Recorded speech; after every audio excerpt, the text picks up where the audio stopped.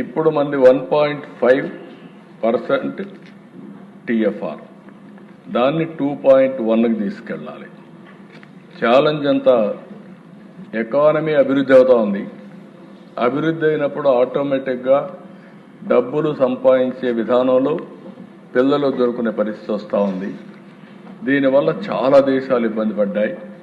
అందుకే ఒక నూతనమైన విధానం కోసం ఈరోజు మేము ఆలోచించేది, ఈ రెండో బిడ్డ కానీ చైల్డ్ కానీ 2 కంటే అబౌవ్ ఎంతమంది వాళ్ళు ఇచ్చేస్తే డెలివరీ సమయంలోనే 25,000 రూపాయలు ఆ పేరెంట్స్కి డబ్బులు ఇస్తామని చెప్తున్నారు.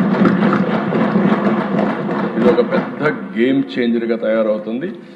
దీన్ని మనం చేయగలిగితే చాలా వరకు ఉపయోగపడుతుంది.